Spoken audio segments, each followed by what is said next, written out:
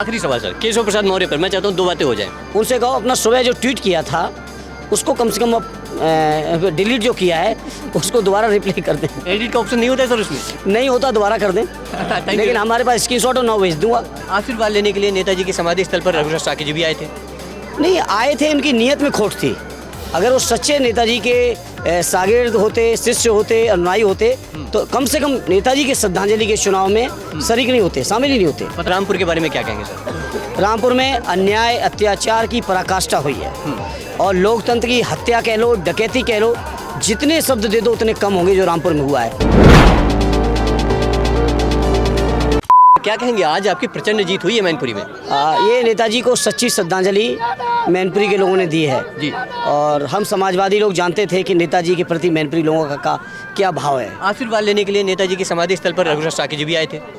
नहीं आए थे, उनकी नीयत में खोट थी।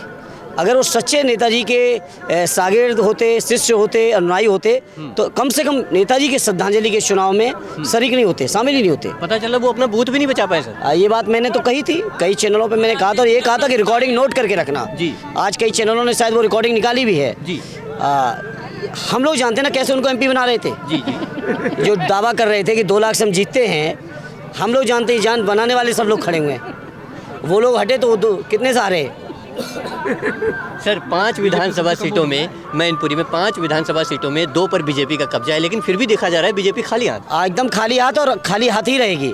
और ये जो मैनपुरी के लोगों ने संदेश दिया है, पूरा प्रदेश इस संदेश का इंतजार कर रहा था और आज इस संदेश के मिलने के बाद पूरे प्रदेश में आप देखोगे कि परिवर्तन की लहर होगी और उसका परिणाम 24 में आएगा। प्रसपा ने सपा में विलय हो गई। बिल्कुल, वो तो घर की बात है, वो तो घर की बात है और नेताजी की भी यही इच्छा थी जी। आज कम से कम ये बात हुई तो कहीं ना कहीं नेताजी की आत्मा को बहुत खुशी मिली होगी। जी जी।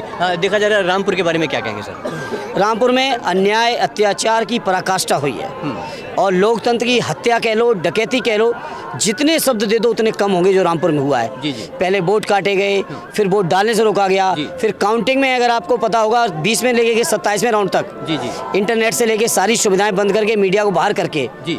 जो खेल हुआ है वहाँ रामपुर में, वो आप समझ सकते हो। सर देखा जा रहा है प्रशासन का रवैया कुछ और था, लेकिन अब रिजल्ट कुछ और आया, अब आप क्या कहेंगे? ये रिजल्ट जनता देती है।